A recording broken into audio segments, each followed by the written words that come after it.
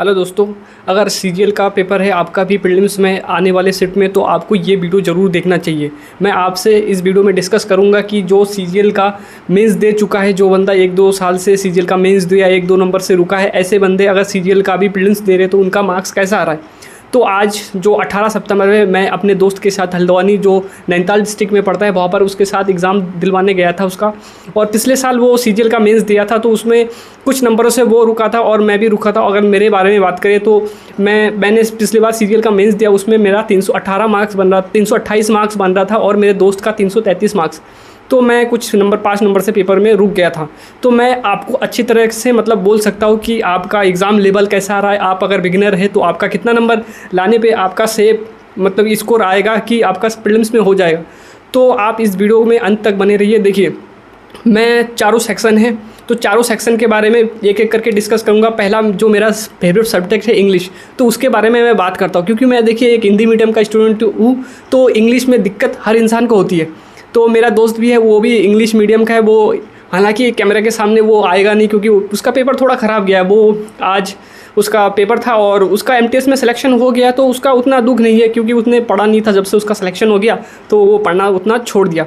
तो मैं आपको बताऊंगा कि जैसे उसका इंग्लिश का पेपर था, तो वो बोल रहा था कि जैसे उसका 16 मिनट लग गया था जो इंग्लिश का सेक्शन अटेम्प्ट करने में, और 16 मिनट लग गया। तो इसकी वजह से उसका क्या है, दूसरा जो सब्जेक्ट होता है, चाहे मैथ हो, रीजनिंग हो या जीएस हो, उसमें उसका पेपर थोड़ा गड़बड़ा गया। हालांकि उसने मेंस दे रखा था, तो इंग्लिश में फिर भी उसको इतना टाइम लगना नहीं चाहिए था, उसको इतना दिक्कत होना नहीं चाहिए था। देखिए, उसने गलती किया कि जो इंग्लिश का सेक्शन है उसमें कॉम्प्रिहेंशन आ रहा है, अच्छा लेवल का, मतलब अगर मेंस लेवल का बोल सकते हैं आप, उस आ रहा है। लेकिन उसने मेंस दे रखा है, फिर भी उसका इतना मतलब कि कम अटेम्प्ट हुआ। इसका रीज़न एक है कि उसने ना मतलब पेपर थोड़ा जैसे नया पैटर्न में मतलब क्या आ रहा है, वो मॉक टेस्ट लगाना छोड़ दिया था। तो आपको ये गलती नहीं करनी है कि आपने मॉक टेस्ट लगाना मान के चलिए छोड़ दिया। तो आप 1-2 मॉक टेस्ट लगा के चाहिए, जो मतलब कि अभी मेंस के जो पैटर्न में बना रखा है, जो एडीक्यूटी की पैटर्न पे बना रखा है, वो चीज़ आपको पढ़ के जाना है।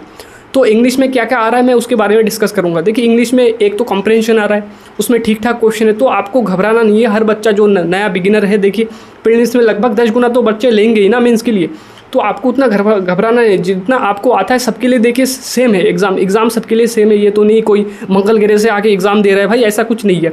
अगर आपको एग्ज़ाम में अच्छा, अगर आप अपने माइंड को एकदम कूल बना के रखेंगे, एकदम शांत रहेंगे, जितना आ रहा है उतना आराम से इजीली अगर अटेम्प्ट करेंगे। मैंने इसका जब रिव्यू लिया ना कि एग्ज़ाम कैसे जा रहा है, तो वो बोल रहा था कि मतलब कि 71 क्वेश्चन अटेम्प्ट किया। तो 71 क्वेश्चन अटेम्प्ट किया, इसका मतलब है ये पढ़ने में ठीक है, इसका सिलेक्शन भी हो गया और मेंस में अच्छा नंबर था पिछले साल। तो इसके हिसाब से मैं बोल सकता हूँ कि 130-140 के आसपास सीजीएल का जो प्रीलिम्स है उसका कटअप जा सकता है। अगर आपका रॉ मार्क्स इतना आ जाएगा लगभग, तो आपका प्रीलिम्स आराम से हो सकता है। तो देखिए, कॉम्प्रिहेंशन के लिए आप अपने माइंडसेट को बना के जाइए कि कॉम्प्रिहेंशन आने वाला है, उसके बाद PQRS आने वाला है एग्ज़ाम में। और अगर आपने प्रीवियस ईयर जैसे ब्लैक बुक में वोकैब्स रट रखा है, ठीक है, अगर आपने कर रखा है वोकैब्स, तो आपका इंग्लिश में उतना भी ख़राब नहीं जाएगा। बस ये है कि अगर जो लॉन्ग क्वेश्चन आता है उसको ना स्टार्टिंग में आप स्किप करके चलना, क्योंकि देखिए लॉन्ग क्वेश्चन आ रहा है तो आप उतना जल्दी मतलब अटेम्प्ट नहीं कर पाएंगे अगर आपका स्पीड सही नहीं है।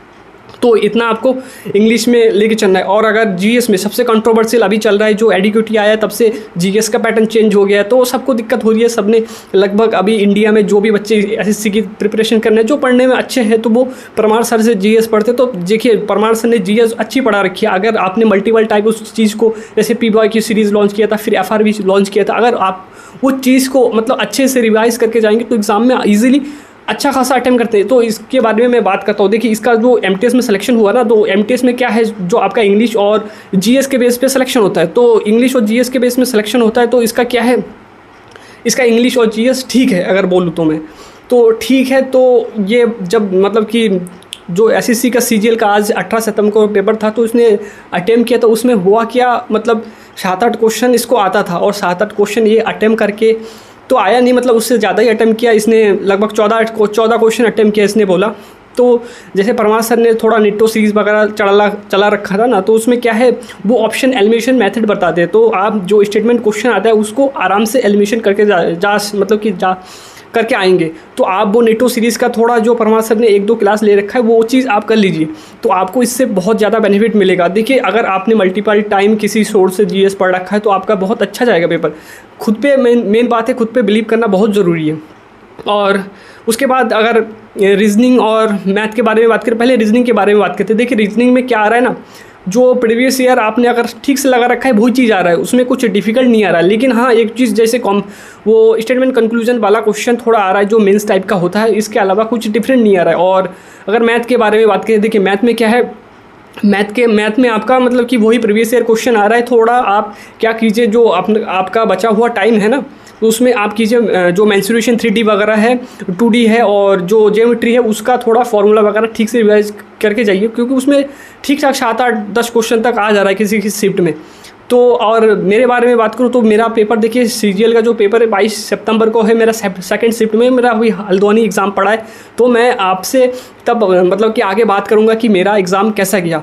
तो आप अगर ये चीज़ जो मैंने मतलब बोल रहा हूँ कि गलती ना कीजिए, मतलब कि अपने मेंटली थोड़ा काम होके, क्योंकि एग्ज़ाम सेंटर में देखिए जो नया एग्ज़ाम सेंटर जो बना है इस बार ना, उसमें क्या हो रहा है, थोड़ा टेक्निकल ग्लिचेज हो रहा है हर जगह, मतलब कि कुछ ना कुछ दिक्कत हो रहा है। तो उसको देखकर घबराइए मत, और मैं एकदम जो एग्जैक्ट जो एग्ज़ाम में चल रहा है ना, वो चीज़ आपको ऑथेंटिक चीज़ें देने की कोशिश करूँगा। तो मेरे चैनल से जुड़ सकते हैं। धन्यवाद।